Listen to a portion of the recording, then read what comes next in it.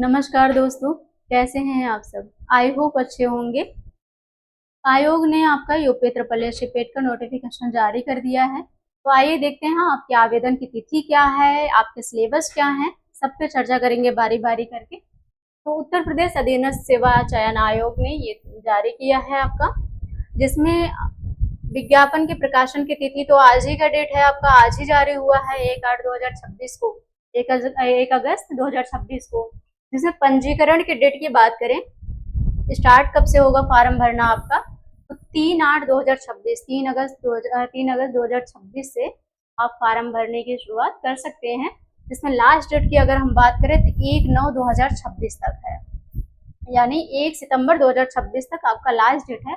और अगर इसमें कोई संशोधन करना हो तो उसके लिए 1 हफ्ते का समय आयोग दे रहा है आपको, 8/9/2026 तक आप इसमें संशोधन कर सकते हैं। ठीक है, आगे है आपका,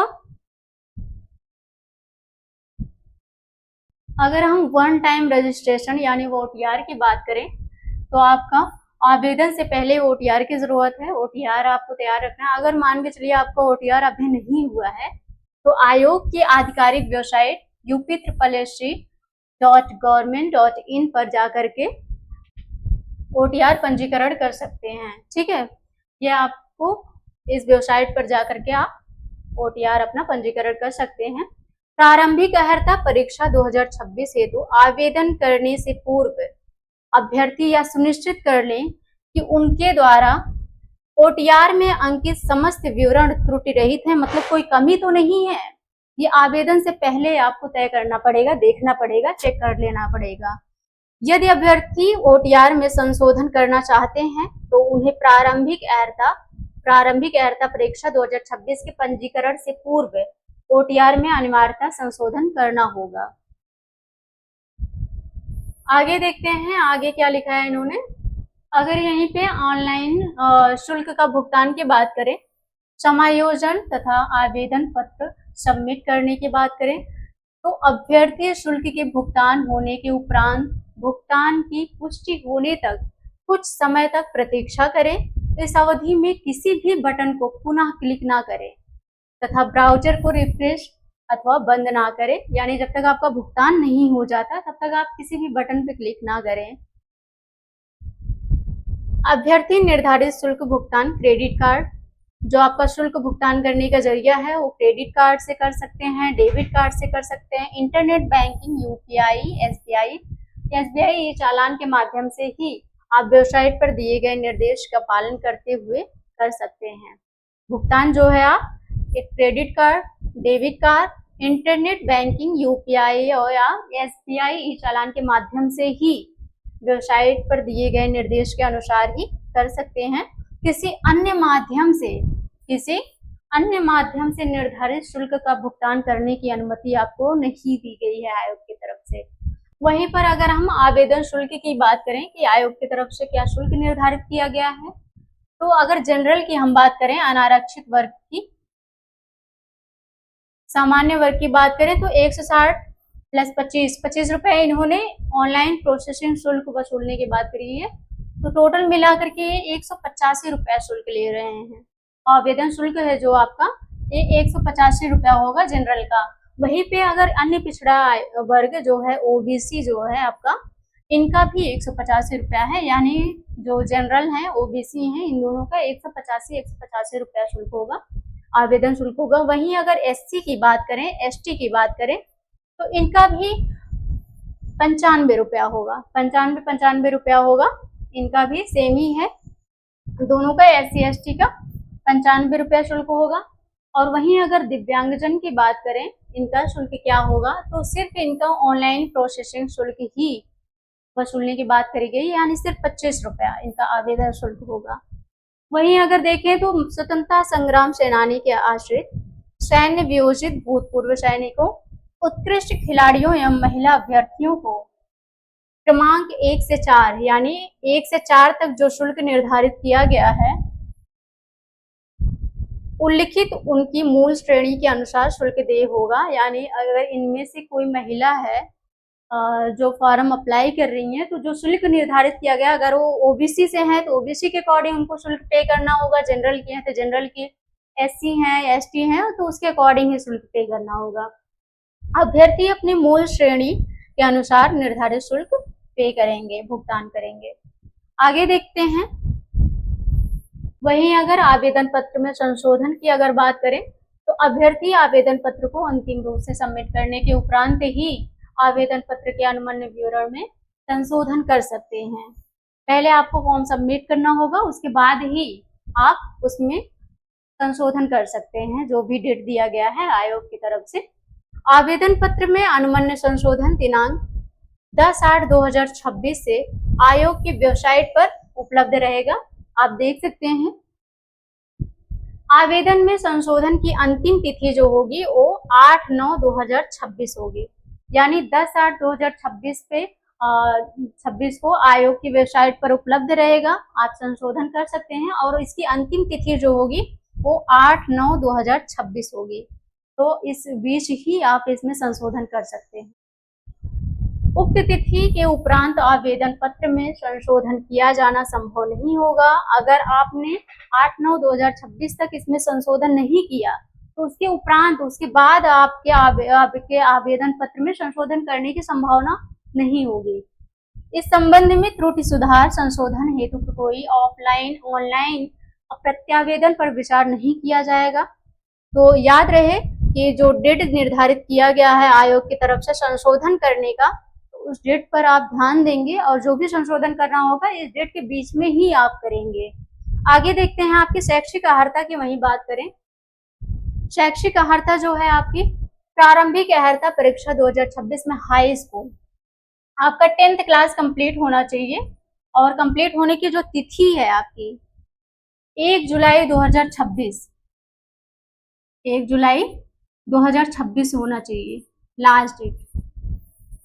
अगर 1 जुलाई 2026 तक आपका हाई स्कूल कंप्लीट है और 18 वर्ष पूर्ण हो चुका है आपके आयु का, तो आप आवेदन कर सकते हैं। इसमें आपकी एज 18 वर्ष हो गई हो और हाई स्कूल कंप्लीट हो गया हो, और कंप्लीट करने की जो तिथि है 1 जुलाई 2026 है। ठीक है, आगे देखते हैं।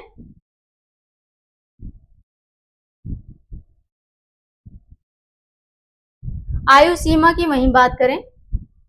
उत्तर प्रदेश अधीनस्थ सेवा चयन आयोग द्वारा आयोजित की जाने वाली प्रारंभिक अर्हता परीक्षा 2026 में आवेदन करने हेतु ऐसे अभ्यर्थी पात्र होंगे जिन्होंने 1 जुलाई 2026 को न्यूनतम 18 वर्ष की आयु पूर्ण कर ली हो तथा 40 वर्ष से अधिक की आयु प्राप्त ना हो।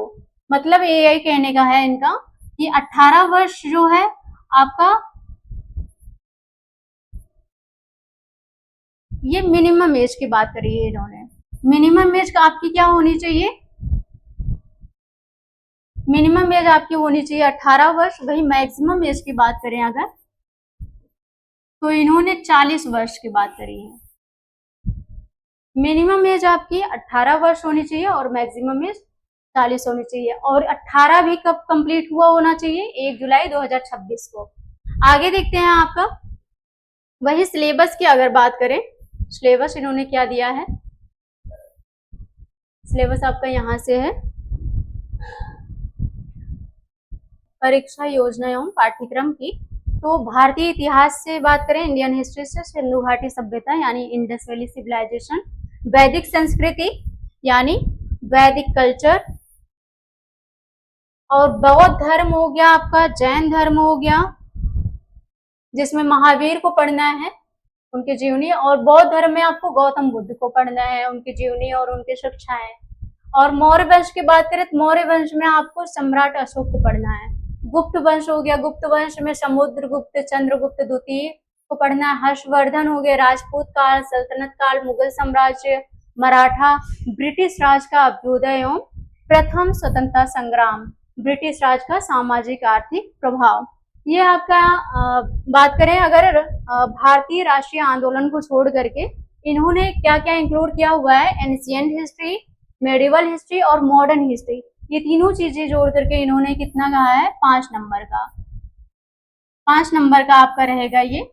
और वहीं पे अगर बात करें इन्होंने भारतीय राष्ट्रीय आंदोलन को अलग से इंक्लूड किया हुआ है, उसका भी 5 नंबर इन्होंने बताया है, जिसमें आपका आएगा स्वाधीनता आंदोलन के प्रारंभिक वर्ष, स्वदेशी तथा सविनय अवज्ञा आंदोलन, महात्मा गांधी तथा अन्य नेताओं की भूमिका क्या रही उसको देखना है, क्रांतिकारी आंदोलन तथा उग्र राष्ट्रवाद का उदय, विधायी संशोधन तथा ब्रिटिश इंडिया एक्ट 1935 को पढ़ना है, प्लस भारत छोड़ो आंदोलन, आजाद हिंद फौज, नेताजी सुभाष चंद्र बोस। यहाँ से आपका ये 5 नंबर, यानी जो हिस्ट्री है आपका तीनों मिला करके जो हिस्ट्री है आपका टोटल 10 नंबर का हो रहा है, जिसमें सिर्फ इतना भारतीय राष्ट्रीय आंदोलन से ही 5 नंबर दिया है, उन्होंने 5 नंबर ऐड किया है। वहीं अगर ज्योग्राफी की बात करें, भूगोल की बात करें, तो ज्योग्राफी में आपका भारत एवं विश्व का भौतिक भूगोल पूछा जाएगा, जिसमें आपकी नदियां तथा नदियों की घाटी पूछी जाएगी, भूजल संसाधन, पर्वत पहाड़ियां तथा हिमनद पूछे जाएंगे, मरुस्थल और शुष्क क्षेत्र, वन, खनिज संसाधन, विशेषकर भारत में जो है, भारत एवं विश्व का राजनीतिक भूगोल, जलवायु तथा मौसम, टाइम जोन, जनसांख्यिकी, परिवर्तन तथा प्रवास। यहाँ से ज्योग्राफी से आपका 5 नंबर का पूछा जाएगा, यानी हिस्ट्री से आपका 10 नंबर का हो गया, तीनों हिस्ट्री मिला करके। वहीं ज्योग्राफी, वर्ल्ड ज्योग्राफी और इंडियन ज्योग्राफी की बात करें तो यहाँ से आपका 5 नंबर का पूछा जाएगा। वहीं अगर इकोनॉमी की बात करें, इंडियन इकोनॉमी यानी भारतीय अर्थव्यवस्था की बात करें, तो यहाँ से आपका भारतीय अर्थव्यवस्था 1947 से 1991 तक पढ़ना है, जिसमें आपका आएगा योजना आयोग तथा पंचवर्षीय योजना, इसको तो जरूर से जरूर पढ़ना है। मिश्रित अर्थव्यवस्था का विकास, निजी एवं सार्वजनिक क्षेत्र, हरित क्रांति, दुग्ध विकास एवं ऑपरेशन फ्लड, ये भी आपका 5 नंबर का हो जा रहा है। जो इकोनॉमी है ये आपका 5 नंबर का हो रहा है, उसी में आपका ये भी रहेगा,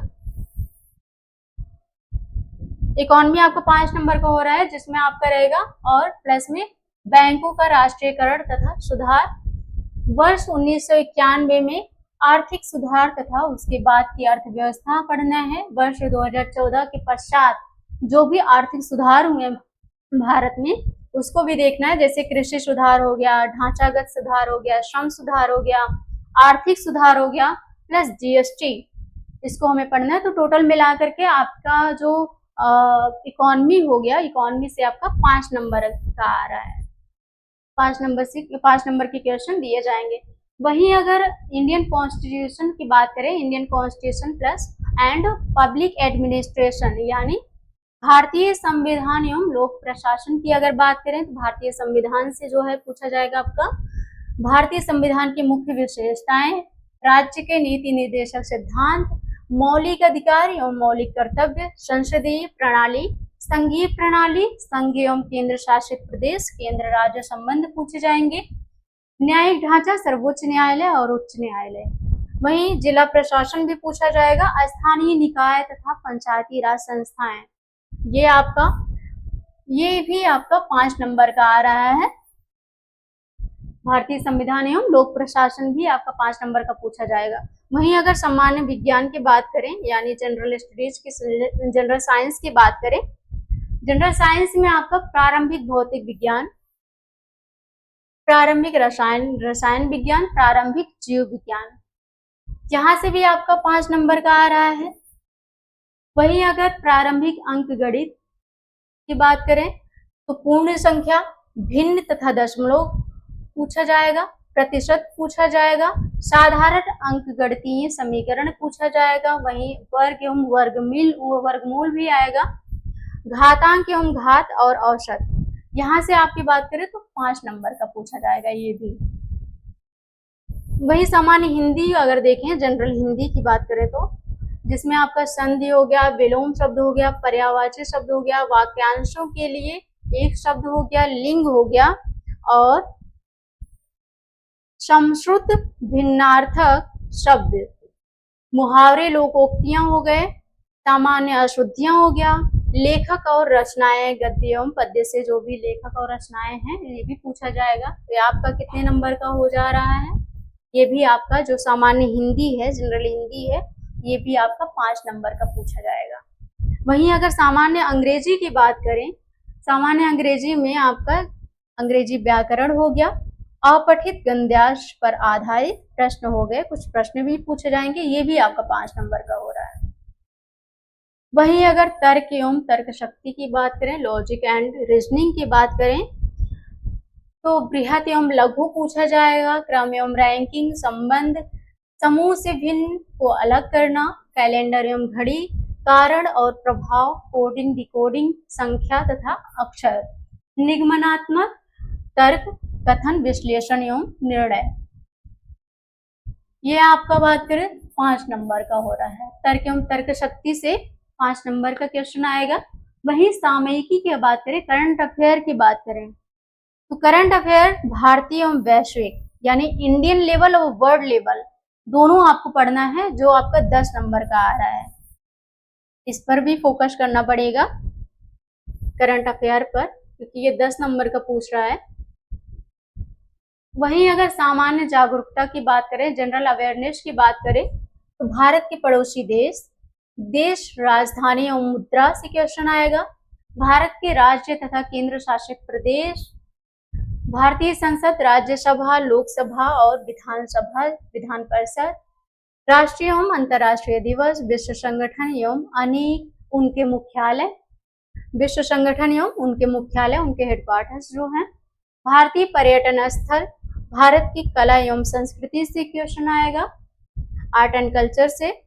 वहीं भारत एवं विश्व के खेल से भी क्वेश्चन आएगा, और भारतीय अनुसंधान संगठन, प्रसिद्ध पुस्तकें और लेखक, पुरस्कार एवं विजेता, जलवायु परिवर्तन एवं पर्यावरण। यहाँ से जो है आपका नीचे भी है, हाँ, यहाँ से भी आपका 10 नंबर के क्वेश्चन आ रहा है।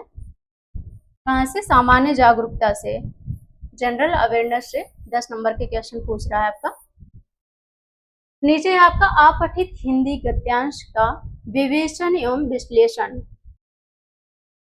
इसमें प्रत्येक पर 5 प्रश्न होंगे, जो 10 नंबर का आपका ये है।